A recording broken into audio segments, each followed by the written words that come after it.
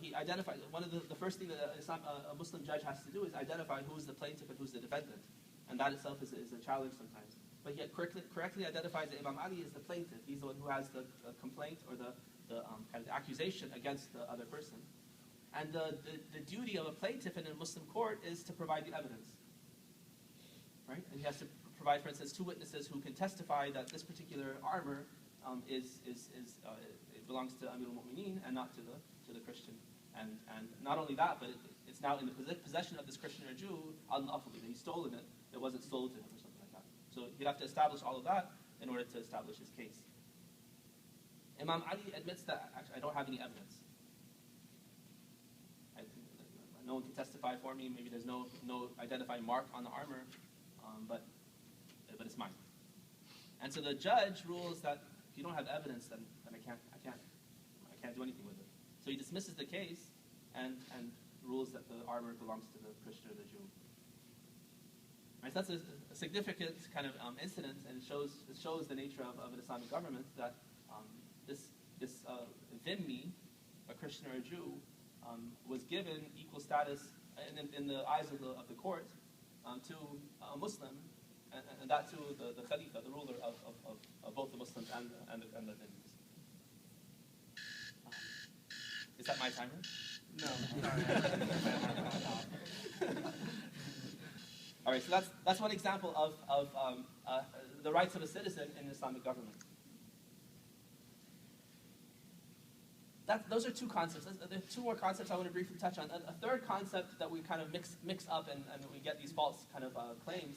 The third concept is that there are certain practical guidelines that we are given in dealing with people. So we do categorize people, and we're supposed to categorize people based on certain criteria, and because of those categories, then we treat them differently, and that's sanctioned by Islam. It's one of the things we have to do as Muslims.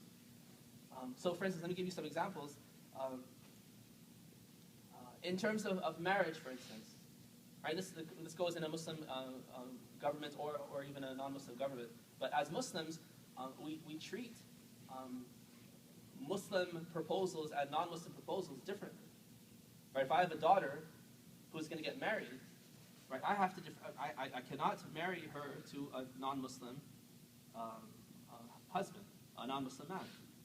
And vice versa. I can't, even a Muslim man at least cannot engage in a permanent marriage with a non-Muslim woman according to our Shia law. Right? So we do differentiate between people based on their religion in terms of marriage, and we're supposed to treat them differently. And we're told that one of the wisdoms behind that is something that's also commonsensical, that a spouse influences his or her spouse.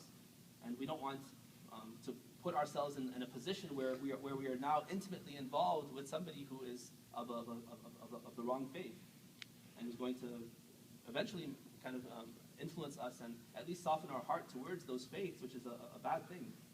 It's one thing to treat people with compassion or treat people in a way, but to actually start to believe that their faith is also correct, that's a bad thing. And then, of course, when children come along, then there are problems there as well. How to raise the children, whether they should be Muslim or non-Muslim. So we do treat people differently, and we don't say all proposals are equal, whether they're from Muslims or non-Muslims. No, there's a difference between a Muslim proposal and a non-Muslim proposal. And there's a verse of the Quran that mentions this, Surah Al-Baqarah. Allah says, وَلَا تَنْكِحُ الْمُشْرِكَاتِ حَتَّى يُؤْمِنَّ وَلَأَمَةٌ مُؤْمِنَةٌ خَيْرٌ مِّن مُشْرِكَةٍ وَلَوْ أَعْجَبَتْكُمْ. Don't marry mushrik women unless they become believers. If they become Muslim, then you can marry them because they're Muslim, not mushrik anymore. But as long as they're mushrik women, then you can't marry them. And he says that if you were to marry a slave, who in the context of the Quranic relation, a slave is like the lowest echelon of society, someone who has no kind of personality, no dignity. So even a slave who's a believer would be better for you to marry than the richest, most powerful, most well-connected, even the most refined mushrik woman. Even if the mushrik woman appeals to you, right? It's better for you to go and marry that believing a Muslim slave woman than it is to marry the best possible mushrik. The best possible mushrik woman. And similarly, then it flips the verse and it says, وَلَا تُنْكِحُ الْمُشْرِكِينَ حَتَّى يُؤْمِنُوا. And don't let your women marry mushrik men. And he says the same thing. You know, a slave, a believing slave, would be better for that Muslim woman than the best, well-connected, refined Muslim man. Even if that person appeals to you, the slave is better for you because he's a believer. Right? So it differentiates between believing believers and non-believers in terms of marriage. Or for instance, another place where we're giving practical guidelines is in terms of our intimate friends. We have several verses in the Quran that talk about something on the order of وَلَا تَتَّخِذُوا الْيَهُودَ وَالنَّصَارَى أَوْلِيَاءَ مِن دُونِ الْمُؤْمِنِينَ. Don't take Christians and Jews, and by extension other people who are even further away from Islam than Christians and Jews, don't take people like that who are of a different religion as your close, intimate, best friends, where you're sharing secrets, you're trusting them with everything, with your life and all this stuff. That kind of friendship is reserved for believers. Or you can have other relationships, other levels of friendship for those kinds of people. You're neighbors with them, you work with them, and you have certain levels of friendship with them. That's fine.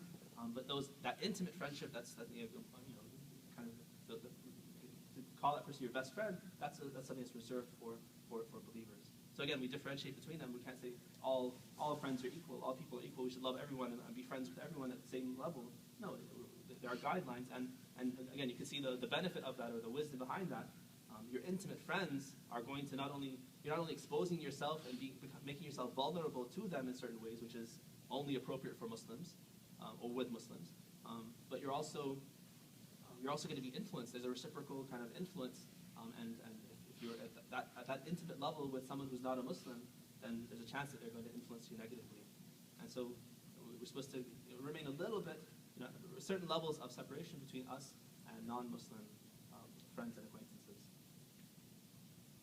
Okay, and the last concept that we need to kind of differentiate, kind of separate from this mix is people's worth before God. Right? People's worth before God. His judgment of people is certainly different. There's no way we can say that all human beings are equal in the eyes of God. Allah judges us, and He judges us based on so many different parameters that we can't even fathom. Right? And certainly we cannot say, we must not say that Muslims are or non-Muslims are the same in God's eyes as non-Muslims. Non-Muslims are the same as Muslims, and certainly within Muslims, there's so many, there are as many levels of closeness to Allah as there are Muslims. Each person, based on his own circumstances, based on his own effort, his own devotion, his own acts of goodness, his own sins, all the different things that go into making me, that determines my closeness to Allah. Not to mention His forgiveness of me, how much forgiveness I've earned, how much intercession of the Ahlul Bayt I've earned. All those things go into the judgment that He eventually gives. Now, that's not something that you and I can determine. We can't say that, for instance, take a snapshot of somebody who, for instance, maybe doesn't look like they're a practicing Muslim. They're praying and they kind of pray badly. Maybe they don't know all the rules of prayer, or maybe in their appearance, maybe they're not dressed appropriately as a Muslim. Maybe they don't have the requisite beard, or they're not wearing a hijab. Maybe if you take a snapshot, it might not seem like an impressive Muslim. We can't judge that person and say that that person must not be a good Muslim. He must be very far from Allah. Whereas this person who's praying perfectly and everything's right in place, that person must be closer to Allah, and make our own judgment and say that this person's here, this person's here. We can't do that because we don't know what went into into making this person who he or she is now, and what went into making this person who he or she is now. Right? So imagine if the person who's here was actually way down here, and they've worked so hard on themselves, and they've, for instance, they were born into a family that was very far from God, and they've worked their entire life, they've searched for God, and they've barely been able to scrounge up a couple of books or articles or speeches, or they met one person who taught them something about Islam, and they're so devoted to truth that whatever they found, they just drank it up. And they've built themselves to the point where at least they pray now. And that's such a huge improvement over where they started. Right? That person in Allah's eyes, even though in our eyes we might say, oh, he doesn't look like a very good Muslim, in Allah's eyes, that person's gold. Because they've worked so hard to get to where they are. Whereas the person who looks like a perfect Muslim to us, maybe they're born right there. Maybe that's where they started their journey. Right? So you have people who are born into a good family, a Muslim family. The parents train them well right from day one. From the day they're baligh, they already know everything they're supposed to do. They pray perfectly. Everything's there because they were taught perfectly. But they haven't done much with it. Right where they started, that's where they are. They haven't worked hard. They haven't built themselves. Where they are is not because of their own effort. It's because of their circumstances. Certainly, in Allah's eyes, that person, even though in our gaze it looks like, oh, this is a perfect Muslim, in Allah's eyes, because He knows everything in the circumstances, this person is not nearly as good as that person who's struggled so much to get where they are. So I give that as an example just to let us know that, for one thing, people are different in Allah's eyes. And to say that all people are equal in God's eyes is false. Because Allah is the ultimate judge. He knows every little nuance, not only of what we do, but what we're thinking, our intentions, our circumstances, and so many different things that go into judgment. And the second thing is just to realize that while judgment is, people are different in God's eyes, that's not something that we can then translate into action and say that I can judge this person and this person's better, this person's worse. We have certain standards to say that, for instance, any Muslim, even at the lowest level, is still better than a non-Muslim. That's something that we can say because we have, like the verse I quoted, that even a slave who's a believer is better than even the best mushrik, for instance, or the best non-believer. That's something that we can say with confidence because we have texts that tell us that. Okay, so let me just recap what I've said. We have this phrase from Nahjul Balaga that the people of Egypt are in two categories. They're either your brothers in faith or they're like God's creatures like you. It doesn't say kind of what the Declaration of Independence says, that all men are created equal and all people are the same. It doesn't say that. So the phrase itself, it says kind of what I led you through. Islamically, we also know about kind of how people are different based on their citizenship, based on their faith and their actions, based on the roles that they play. Certainly, a wife has different rights from a husband, has different rights from a child, has different rights from a parent, has different rights from a scholar versus a student versus a layperson. And there's all different categories of people, and each category comes with certain rights, certain obligations and responsibilities, and they're all different. And to say kind of with one fell swoop that everyone's equal is not a true statement. We should be a little more careful in how we interpret these things and what conclusions we draw from the text. And this is a general problem that we have, again, because we live in the kind of society that we do live in. And it's important to kind of go back to our sources and see what Islam is telling us and not kind of impose certain teachings on Islam. So let me just throw out a couple other examples and close. We have verses like, for instance, and I'm sure you've heard people refer to these verses like, Lakum dinukum waliya din, for instance.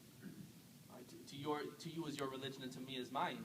And it's kind of, a lot of times it's quoted as kind of to support an idea of pluralism. That you stay a Christian, you stay an atheist, you stay a Jew, and I'll stay a Muslim, and we'll all be happy. And that's the ideal.